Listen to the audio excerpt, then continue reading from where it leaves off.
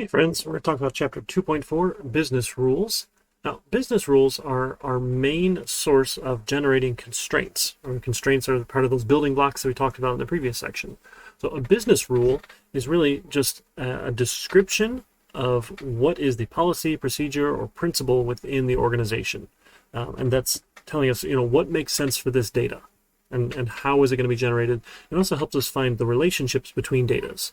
So business rule might be, excuse me, that a instructor can teach no more than so many classes, right? That might be what business rule, or a business rule might say you may only have one instructor teaching a course, right? And that's going to help us define what is the relationship between this entity and this entity.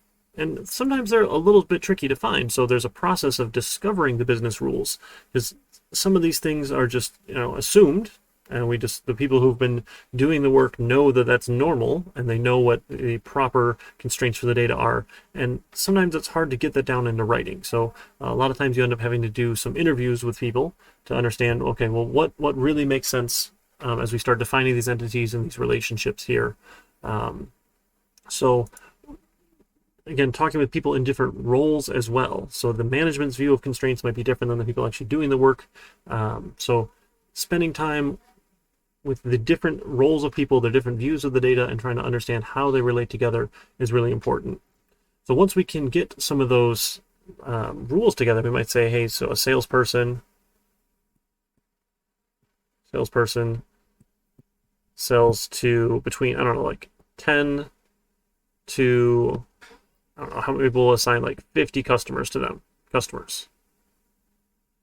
And maybe some of that depends on how large those customer accounts are or how small they are. And so maybe they'll have lots of small ones or just a couple big ones. We're going to say between 10 and 50. So it helps us understand the relationship between our sales entity and the customer entity. Right? So one salesperson will relate to many. So our sales staff here. One sales staff will relate to many customers.